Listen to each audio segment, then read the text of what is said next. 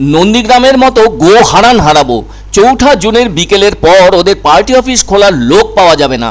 মনে রাখতে হবে, গত বিধানসভা নির্বাচনে নন্দীগ্রাম থেকে মমতাকে গো হারান হারিয়েছি, ঠিক তেমনি বাংলায় লোকসভা নির্বাচনেও গো হারান হারাবো।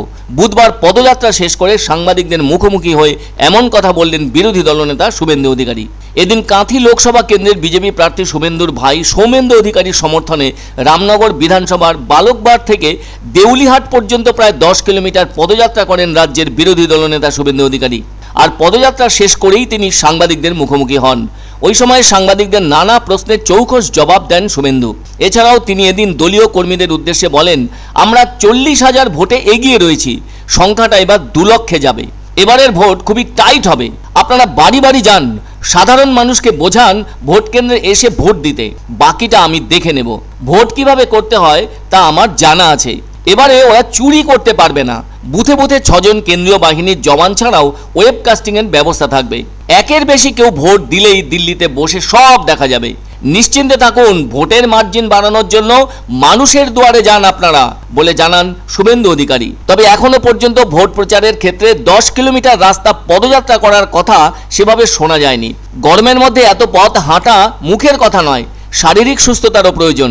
তা না হলে তো মাঝপথে সমস্যা দেখা দিতে পারে কারো। কিন্তু যতদূর জানা গেছে, দিব্যি এতটা পথ দলীয় নেতা কর্মী ও সমর্থকেরা পাড়ি দিয়েছেন। অনেকে বলে থাকেন শুভেন্দুর ভেতর জোশ আছে, তবে দলের নেতা হতে গেলে অনেক দিক বুঝতে হয় এবং সবাইকে পজিটিভ মানসিকতায় রাখতে হয়, আর প্রতিপক্ষ সম্পর্কে প্রয়োজনীয় কথা বলতে হয়। কাঁথিতে ভোট আছে 25শে মে, যার অর্থ 6ষ্ঠ দফার ভোট। পূর্ব মেদিনীপুরের কাঁথি লোকসভা কেন্দ্রটি এই মুহূর্তে গুরুত্বপূর্ণ হয়ে উঠেছে রাজ্যের ভেতর।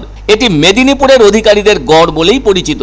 এই কেন্দ্রে 2009 সাল থেকে 2019 সাল পর্যন্ত তৃণমূল প্রার্থী হিসেবে সাংসদ হয়েছেন শুভেন্দুর বাবা শিশির অধিকারী।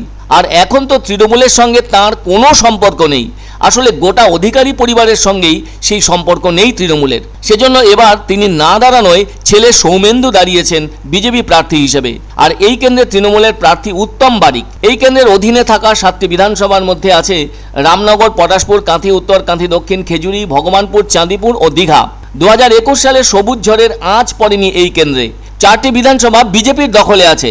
সকলেরই মনে আছে 2019 সালে তৃণমূলের টিকিটে শিশির অধিকারী বিজেপি প্রার্থী হিসাবে দেবাশিস সামন্তকে 1 লক্ষেরও বেশি ভোটে ব্যবধানে পরাজিত করেছিলেন। শিশির অধিকারী পেয়েছিলেন 7,11,872টি ভোট এবং বিজেপির দেবাশিস সামন্ত পেয়েছিলেন 6,204টি ভোট। সেবার এই কেন্দ্রে নোটায় পড়েছিল 8,687টি ভোট। 2019-এ এই কেন্দ্রে 7 জন প্রার্থী ছিলেন। 2019 সালে কাঁথির মোট ভোটার ছিল 22,39,891 জন। যাই হোক, এদিন বিজেপি প্রার্থী সৌমেন্দু অধিকারীর সমর্থনে বিশাল দূরত্বের পদযাত্রা করলেন শুভেন্দু অধিকারী সহ দলের নেতা কর্মী ও সমর্থকেরা। নন্দীগ্রামে যা হেরেছিল এই ভোটে হারবে, আর 4 তারিখ বিকেল থেকে ওদের পার্টি অফিস খোলার লোক পাওয়া যাবে।